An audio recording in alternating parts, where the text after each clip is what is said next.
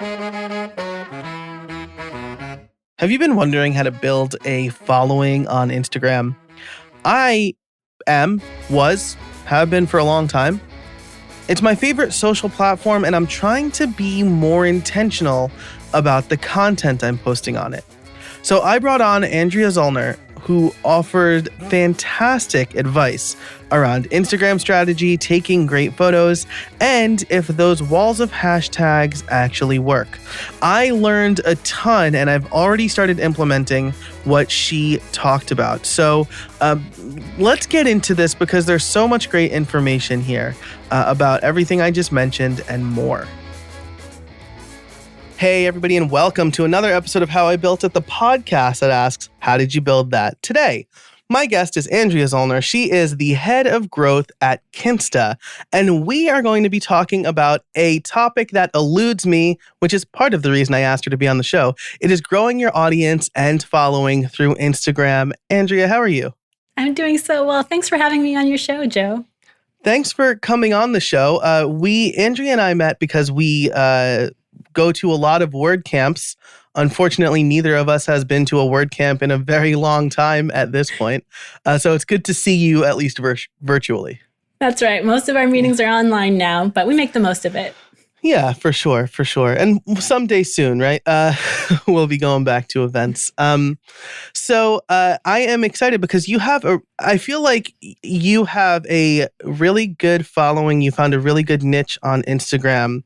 And it seems like a well-oiled machine. And so that's part of the reason I wanted to ask you about this. Like, if you look at my Instagram feed, it's like cigars, pens, or my daughter, basically, which is probably not great for like finding the right niche. But before we get into all of that, why don't you tell us a little bit about who you are and what you do? Sure. So my name is Andrea. You know that. I have been in the WordPress space for a while, but I've kind of jumped around and I work for Kinsta now as their head of growth. And I also on the side have a travel blog. And that's really where my inspiration comes from for my Instagram account. So, on top of my day job working in tech, I also like to dabble in WordPress development, mostly on my own projects. And my blog is a big project of mine. And that, is also one of my creative outlets, if you will. Yeah, fantastic. And so I know that you worked for a different company when we were traveling a lot, but you have a travel blog. Is that travel going to continue, do you think? I don't want you to speak for the company if you shouldn't be, but do you think you'll continue to be going to WordCamps once we can travel again? Probably less so. Okay. I'll probably stick to the big WordCamps because, of course, I love going to WordCamp Europe and WordCamp US and my local WordCamps as well, and possibly even ones that are close by to Montreal, like Philadelphia and New York. Nice, very nice. But probably not as much as before, and given the current circumstances, definitely not. Yeah, absolutely. So now, forgive my geography here. But are you closer to the States than Toronto, or like about the same? About the same, yeah. Okay. So I'm close to Maine, upstate New York. Gotcha. Yeah. Cool. Very cool. Yeah. So, I mean, that's still like I don't think people realize how big New York is, but from like the top of like the Canadian border in New York down to the city is like probably 8 to 10 hours drive. So, in any case, that's neither here nor there. You have a travel blog, which is as you said, the inspiration for your Instagram. Can you tell us a little bit about maybe the origin story? Like, did you have the blog first and then decide to get on Instagram?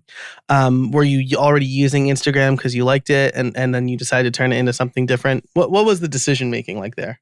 Sure. So I had Instagram before the blog, just as a personal social media channel like any other. And I think in the ways that you described your own social media presence on Instagram, it was very similar. It was like, here's what I ate, or here's something that I did. And, it was a personal expression, but it didn't really have any guiding lines or direction other than just a reflection of my personal life.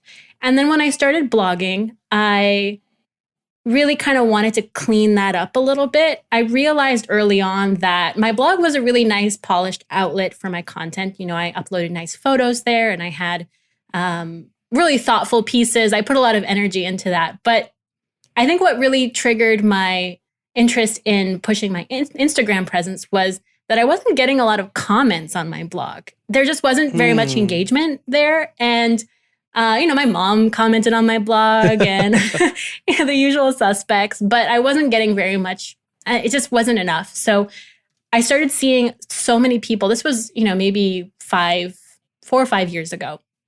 I started seeing a lot of people doing really interesting things on Instagram. And Instagram itself was developing a lot more tools for people to get engaged and to have conversations on their platform. And I thought, okay, if I can't get people to comment on my blog, maybe I can get them to comment on my Instagram posts. And then, so I started mirroring my blog at first, kind of making sure every time I had a new post online that I had a social media post to match. And then eventually, like all good social media strategies, you kind of want to curate what you're doing to the platform itself.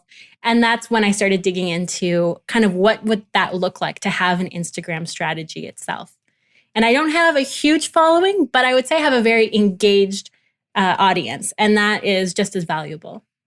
Yeah, absolutely. I might even say, more valuable. If you've got like 10,000 people following you and nobody says anything, I'd rather have 500 people who comment on every post, right? Because those are the people who are your fans, your super fans or whatever. So exactly. So this is already super interesting. You started mirroring your blog on Instagram at first, but you decided to curate what you were doing and create a Instagram strategy. This is of interest to me, especially because I have an Instagram for this podcast that when I think about it, I post, there's a new episode up and the cover for that episode, which as you can imagine, gets no engagement whatsoever. So what did putting an Instagram strategy together look like? Well, it started with really looking at what the tools available on Instagram were. And so this is true for Facebook and for Twitter as well, that they will reward you for using their tools to the maximum of their capabilities. And by that, I mean, for Instagram, if you post an image, you want to make sure you're tagging a location, that you have a substantial caption, that you're using the hashtags, that you are tagging people in the post themselves. And so if you're using all of those tools, then Instagram is going to consider that your post is a successful one or it's of value. And then the more engagement you get, the more their algorithm will then show it to other people. So I started out kind of looking at the tools and thinking, okay, well, if I want to have a really good hashtag strategy, what does that look like? So I kind of, started writing that down. And then when they introduced Instagram stories as a competition to, some other social media channels and platforms online, my Snapchat kind of died pretty early. And so once Instagram took off with their stories, that decision was really easy to make. I already had a following on Instagram. It just made sense to deep dive into their stories feature. And then I kind of thought, well, what would be a really fun addition to each blog post? Do I do behind the scenes? Do I do additional information? Maybe I talk to my followers and walk them through something that I spoke about on the blog.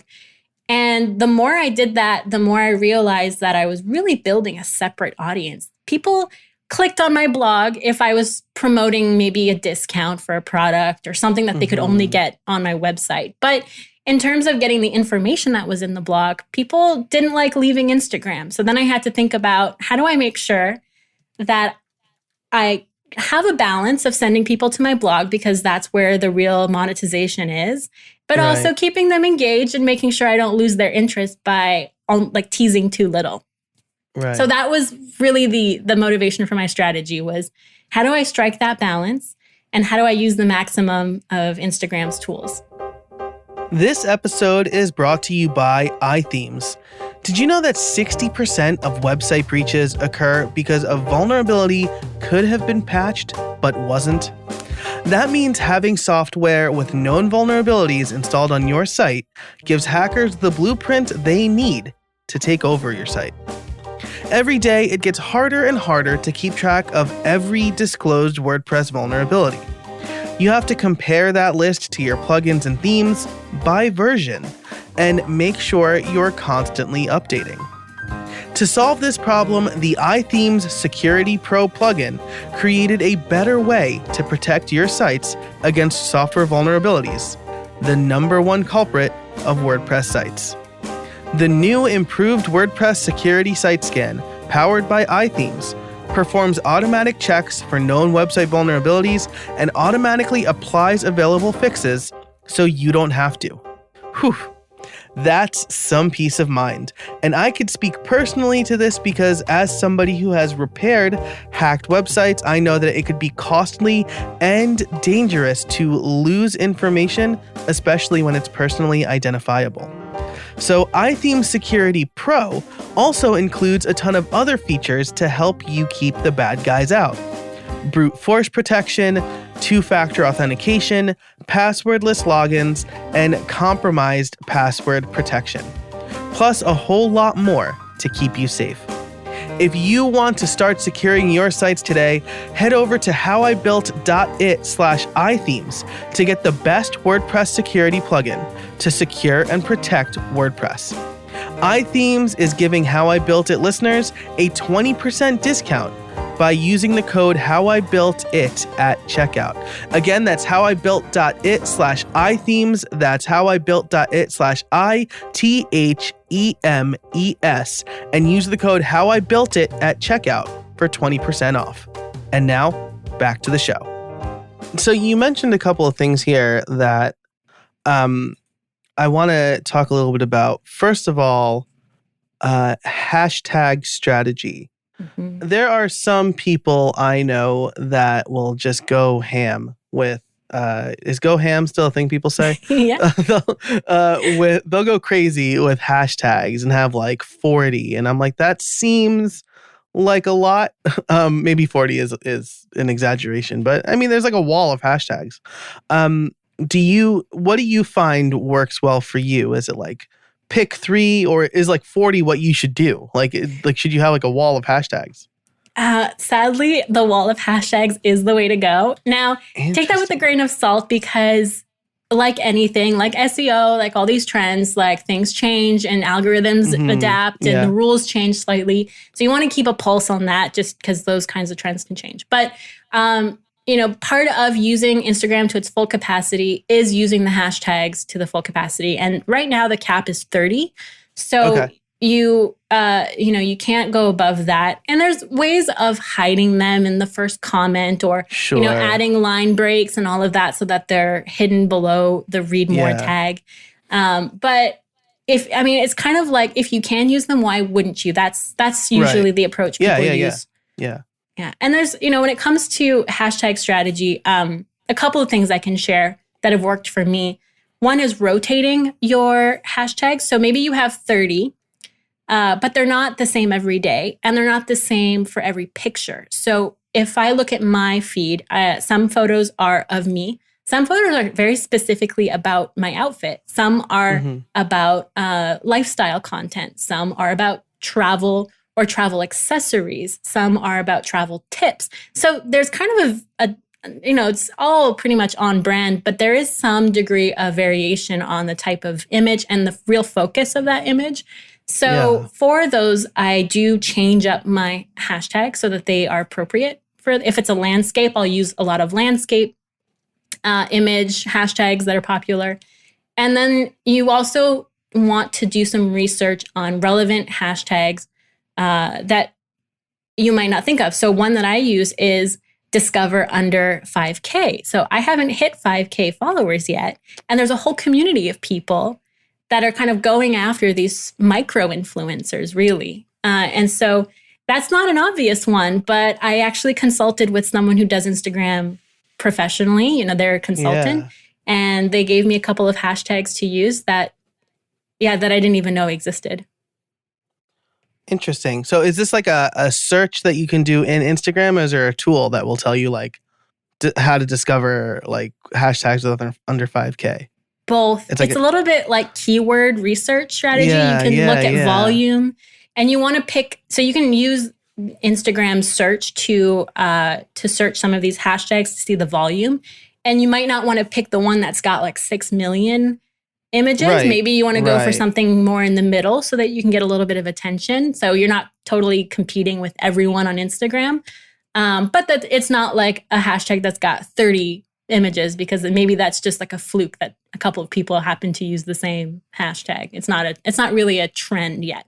Right, right. But It's there's like a also bachelor party or something. Yeah, maybe you like accidentally join a wedding hashtag or something. Yeah, right. Yeah, so you can, but there's also wow. tools online, and people, like anything, have monetized this, and so you can buy lists of hashtags. You can get, Sure. you can, join people's courses where they teach you how to find the best hashtags. Yeah, I was just looking at Instagram there, like while you were talking. Yeah. Because it's really interesting. I like to kind of see that, and I've noticed I have very interestingly found myself using the search a lot more, right? And the search is really discover. I think it's because Instagram bums me out less than the other social media.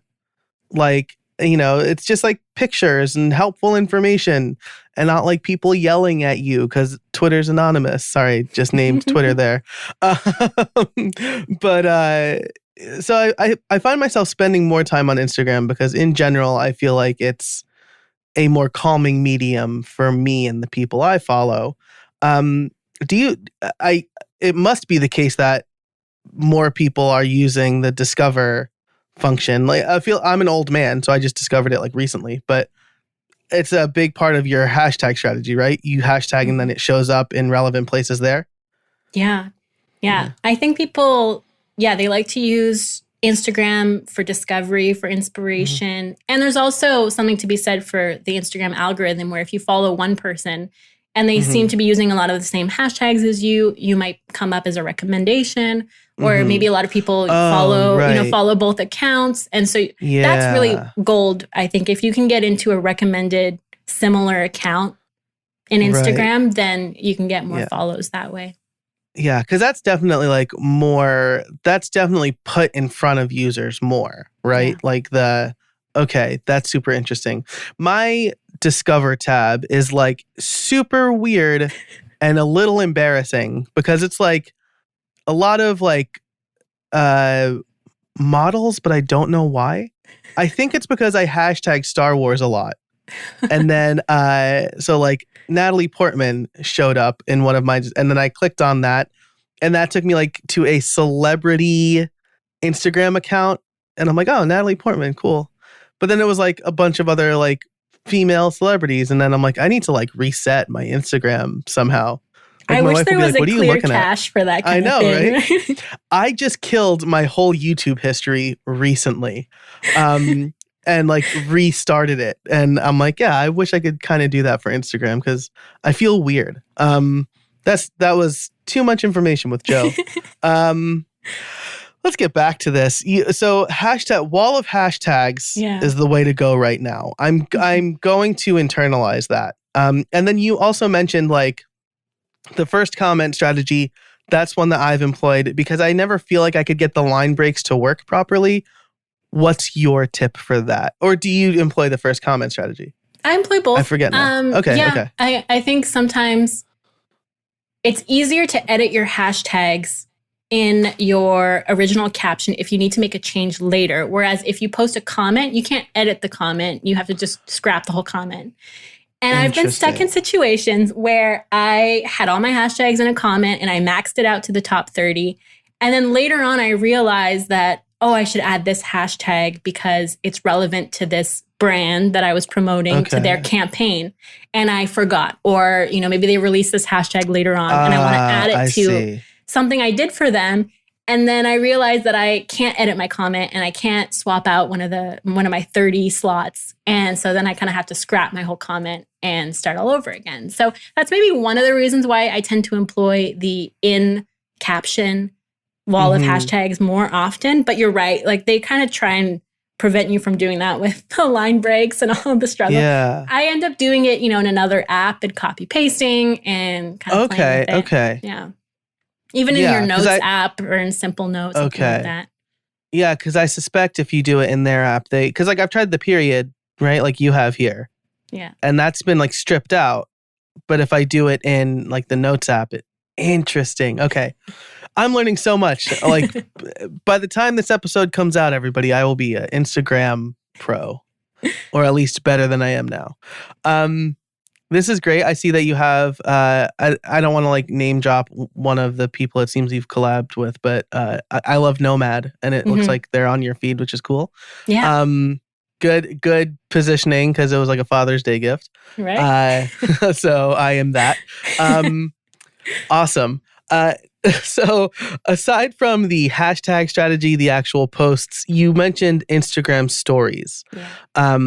And so it's a little bit different than the regular posts, right? You're not just reposting what you've put on Instagram stories. I've had mild success with Instagram stories, but I haven't been consistent. I've tried like the talking head videos, but what do you find works best for you? You mentioned like behind the scenes or additional engagement stuff.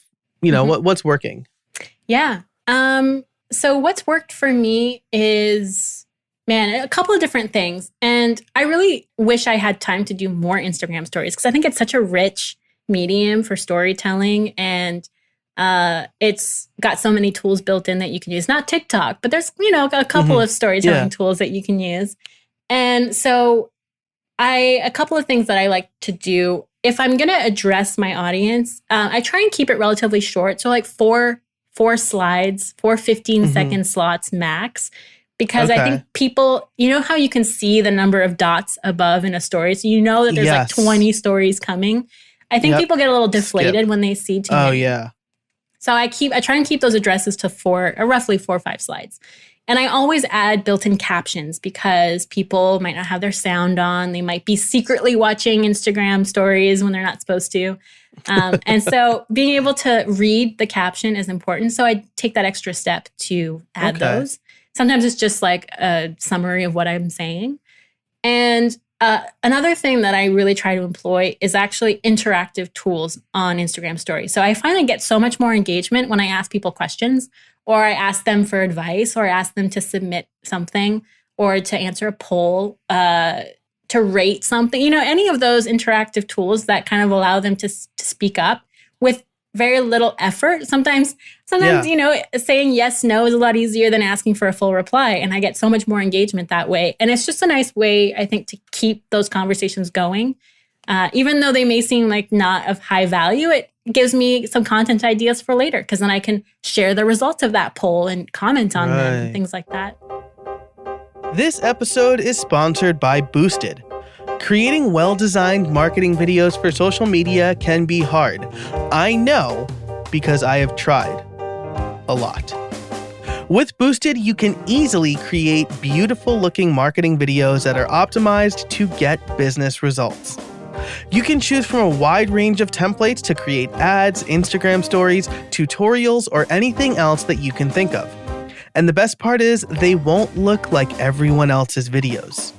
Plus, now you can create amazing looking graphics for other social media, like Facebook and Twitter.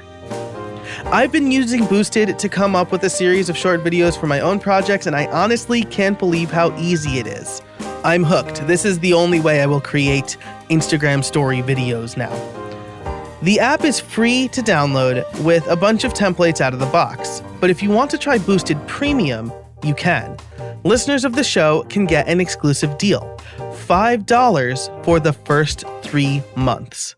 Just visit howibuilt.it/boosted.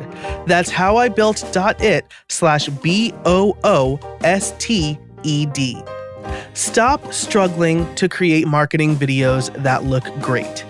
Get Boosted Premium and start making videos that will get you results. Again, the link is howibuilt.it/boosted for 3 months of Boosted Premium at just $5.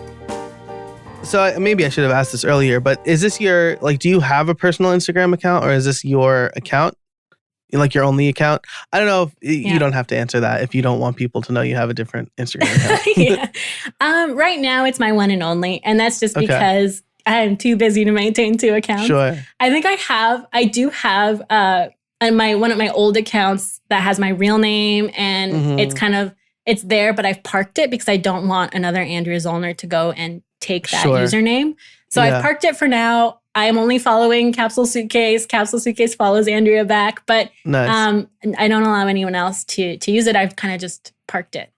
But so I really pour my time into Capsule Suitcase. And the reason I do that, apart from the time thing, is also because I think anonymous blogging doesn't work anymore. I think people following blogs that don't have a face to them is a lot rarer. And it might be an industry specific trend. It might be just that in travel and lifestyle, the personality cult is very much important and it's part of it.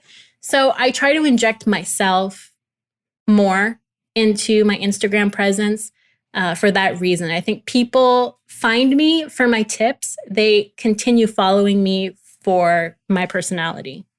Gotcha. That makes a ton of sense, right? So I think that's a really great point to make. And I was curious, right? Because looking at it myself, my Instagram is basically my personal Instagram, and then I do have the How I Built It business account.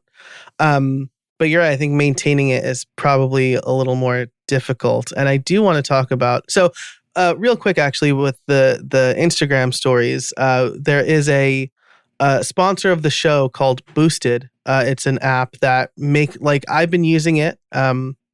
At the time of this recording, their sponsor spot isn't live yet, but the app is great, like to create nice videos, like really well designed videos that I'm going to start integrating into my Instagram stories, especially. So that's like a little extra plug for Boosted, but it's something I'm actually using in my toolkit now. So, but speaking of, you are very consistent with your content. Is with a business account, I think on Buffer you can automatically post. But you cannot do that with a personal account. So what does your posting schedule and process look like?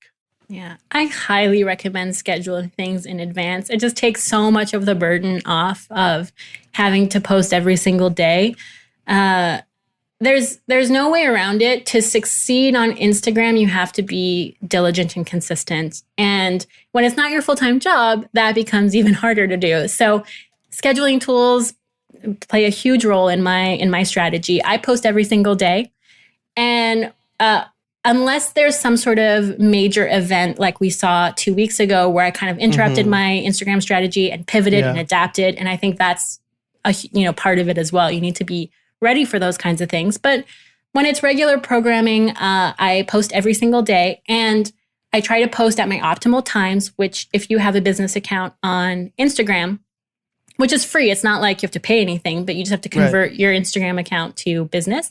You get more insights and you can kind of see who your audience is and what your optimal times are for posting for different days. So for me, most days it's noon, 3 p.m. and 6 p.m. And so I kind of play around with those times depending on the day of the week and also depending on when my weekly blog post is going out as well. Nice. So I use for a while I used Tailwind and I also use Later, and you can also use Buffer. And I think Instagram, the Facebook, Instagram workplace content creation tools also allow you to do some pre-scheduling. And that's also just a nice way to sit down and look at what's going out this week. I can visualize how it's going to look in the grid.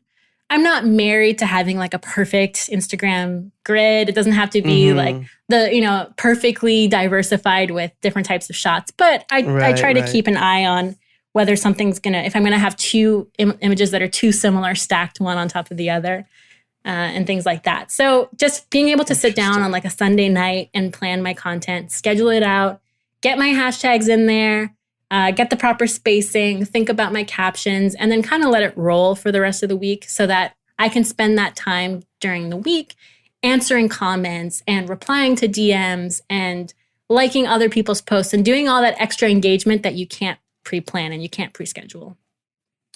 Gotcha. That makes a ton of sense. Keeping an eye on the grid, that's something I definitely don't think about. Like There were like 4 cigar pictures in a row from me one day, one week.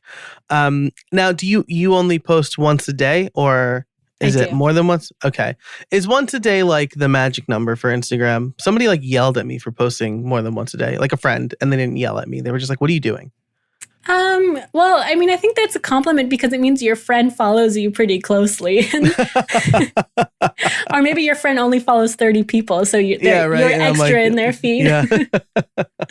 I do once a day because that's like just the capacity that I can maintain. I mean, 7 photos in a week is like already a lot to manage. But I do follow people who are full-time influencers that post 2 or 3 times. And the thing is, I will see 1 out of 3 of their posts anyway. I follow too many people. The algorithms will not put all 3 of their images up in my feed. So I find that, maybe it's like casting a wide net. So you may have people see 1 or 2 out of the 3 photos you posted in a day. I don't know if there are any major downsides. I can't speak to that. I think it depends on your followers. If people are following you and they enjoy your content, they may like more. But I think Instagram may not show it. So I stick to 1 for that reason. Gotcha. That makes sense. And do you auto post it to like other social media, or is it like you want to keep everybody on Instagram? Like and that's probably what Instagram wants as well. Yeah, gosh, I just had this internal debate last month about a Facebook page. So I have a blog, I have my Instagram following, they're both doing well. I have this Facebook page that I created years ago that has like 250 followers. Oh, wow. It's like, I just repost things there. Once in a while, I'll post an article or I'll share something travel related that I wouldn't post on Instagram. And for me, I created it mostly because I didn't want to spam my personal Facebook with all my blog stuff. Because I mean, you're an entrepreneur. I think you know kind of that feeling where you don't want to spam all your friends and family with all of the things that you're up to at work. And so I created this page separately, and I mostly just repost from Instagram. And I've thought about killing it, and I've thought about just kind of like quietly sunsetting it. But I know that there are people that's the only way that they follow my content. So I don't want to deprive them entirely. Right. But no, I don't really have a good... I pretty much stick to my blog and Instagram, I would say. Okay. Cool. Makes sense. And then my last line of questioning, or my last question in this line of questioning, I guess, is converting to a business account. Is that like, are there downsides to that? Like, are there downsides to that? I don't believe so. It's probably been too long for me to know what it's like to have a personal one and whether there's some tools that are available to me. I only see upsides. You get analytics. You can also tap into some of the partnership tools. So if you're working with a brand specifically and they have a partner account enabled, they can allow you to then tag them. And it's just another way to be more transparent about your affiliates and, what your things are gifted or what you're being paid to promote. So that's another tool you can use. And some of the integrations I think are pretty interesting. But I don't know if those are also available to individual accounts. But I know the analytics is definitely one of the main reasons I converted. Yeah, and I mean the buffer integration, like automatically posting, is not available to personal accounts. There you go. It's probably that. It's like an API thing that you really have to have the business account.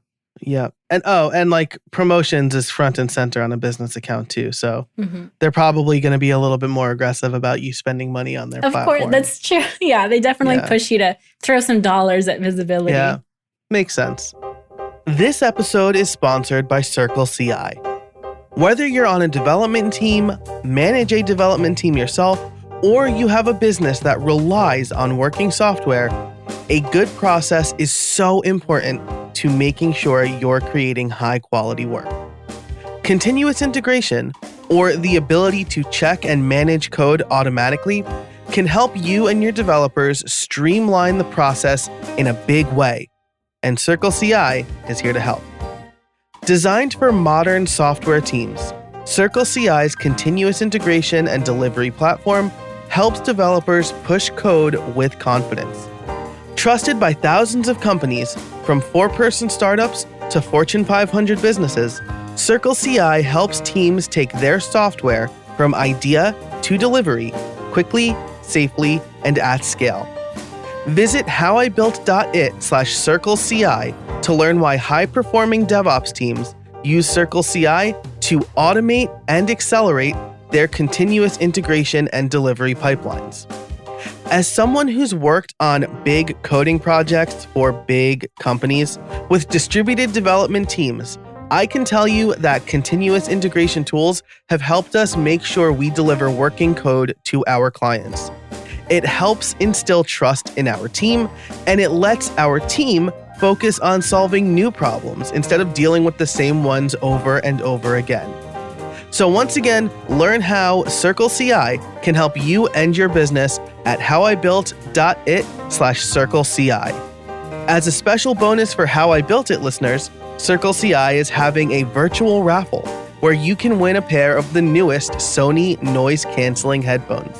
Improve your team's processes and enter for a chance to win at howibuilt.it/CircleCI. That's CIRCLECI. And now, back to the show. So as we kind of come up on the tail end of this episode, first of all, I have already learned a ton from you, so thank you. I really feel like my Instagram game is going to improve. But do you have any tips for listeners who are either just getting into Instagram as a business strategy, or who are now considering it because of this episode? Like, what are some things that they can do to get started? For sure. So one thing that I think a lot of people, they get jealous of the numbers, right? You see other Instagram accounts and you think, oh, I want to have 10,000 followers. But it's like building up a content strategy or an SEO strategy. Like, consistency is key, and just if you're doing it every day, that's already amazing, and you'll see results over time. So don't get discouraged, and definitely don't buy followers. Don't buy followers. And also, I think people think that spending $20, $30 a month on boosting your posts is going to have a huge impact on your following. But I think that money would be better invested in having maybe a photographer that works on getting really great high quality images, or investing in one of those tools that allows you to schedule your content in advance. I think that's a wiser use of money for a more sustained growth. So those would be my warnings. Don't buy followers. Don't throw money at ads. Make sure you're setting yourself up for success long term, and also making it easier for yourself to manage your account. Love that. I love that. Now, do you, because a lot of your pictures are of you and you definitely don't have the camera in your hand. Do you do photo shoots with a photographer, or do you have a tripod and you're just really good at framing the shot? I have a mix of things. Most of the photos of me walking down the street, I do have a photographer that I work with. And we do batch shoots. So, we'll do like an hour and do a ton of photos, and then use those for the rest of the month, for example. And then at home, I'll do some flat lays myself, and specific product placement photos that I need to do, I'll do those myself. So it's a little bit of a mix. But yeah, I mean, if you are by yourself, there's definitely things you can do with a tripod. But if you have a bit of money, or you have a friend, or you have a family member who's a good photographer, then I would recommend kind of asking them for help, because I think the quality is just a little bit higher if you can get that look. Yeah, for sure. And I'll just chime in here and say, we've hired a photographer to do family photo shoots, and they were shockingly affordable. Photographers don't always cost what a wedding photographer costs. No, at all. It's usually dramatically cheaper than that. For whatever reason, maybe because it's more casual, maybe it's the wedding tax, or a little bit of both. Yeah. But our wedding photographer was amazing. But yeah, so I mean, don't think you have to spend thousands of dollars on a photo shoot. It's closer to hundreds, right? So you're not gonna break the bank if you do it every quarter or something like that. The person that I hired initially was a recent graduate. So it was someone who'd done a degree in journalism and who already had all of their equipment, and they or just looking for a couple of freelance clients, and I had them on a retainer, so it was even cheaper. So, there's definitely ways to find resources that are within your budget. Yeah, for sure. And like, I mean, this sounds like the perfect scenario for you and for them, because it's like pretty low pressure. Like, it's not the 1 or 2 times you're going to get married. I'm just kidding. It's not like they need to be perfect for this one shot. They could take a bunch of photos, and then you take the ones that you like the best, right? So I think that's a really good piece of advice there.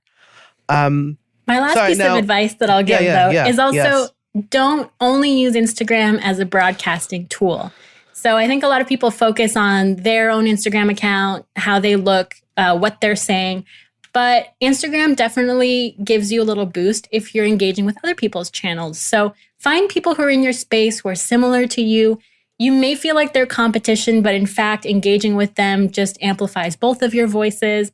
And so make sure you're spending not equal time, but some time, both focusing on your own Instagram presence and engaging with other people. That's again, great advice. Not something I do at all, and something to consider, right?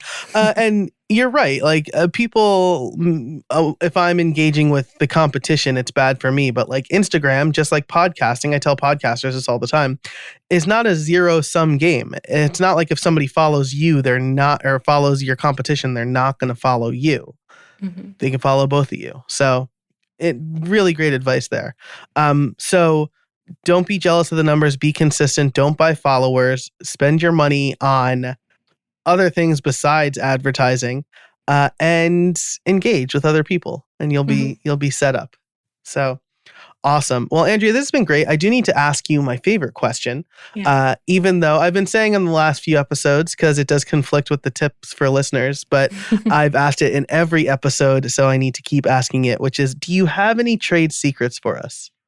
Ooh, trade secrets. Be nice to everyone. My trade secret is, when you're networking, or whether it's online, in person, professionally, don't be a snob, because some of my best partnerships, both career-wise and, good friendships, came from really casual conversations, where if I had been in a mindset like, what can this person do for me?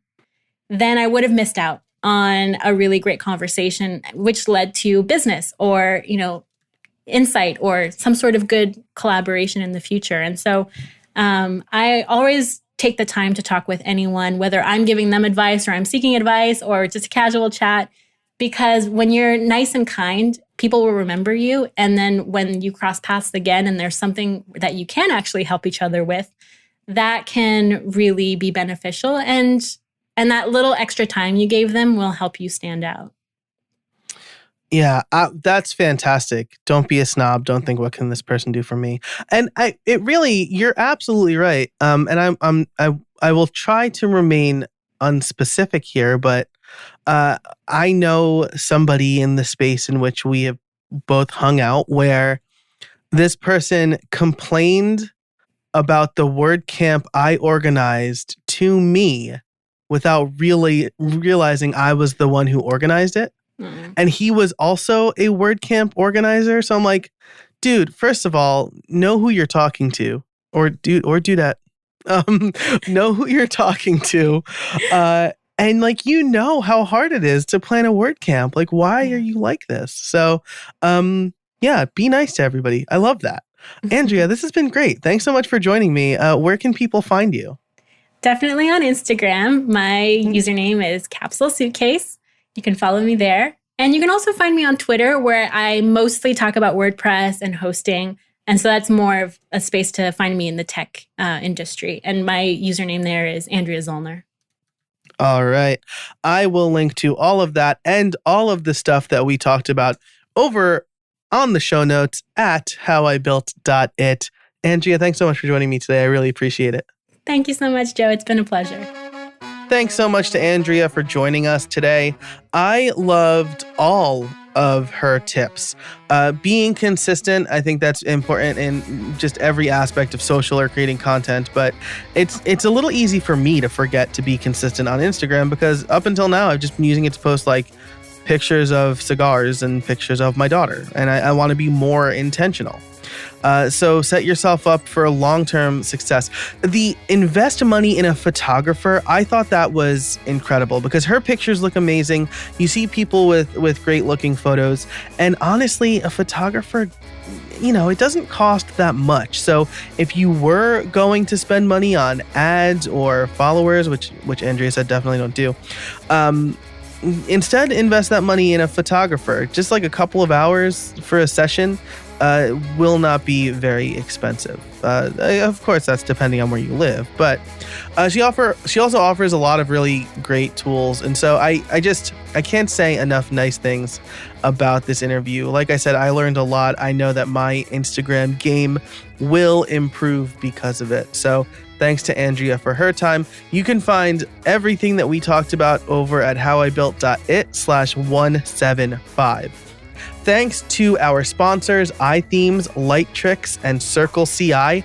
They really, their support has been fantastic, and they help the show get to where it's been. So thank you for listening. If you liked this episode, be sure to like, or not like, that's a YouTube thing, any Instagram thing. Be sure to rate and review in Apple Podcasts. If you have any questions about anything we're talking about, feel free to reach out to me on social media or email joe@casabona.org.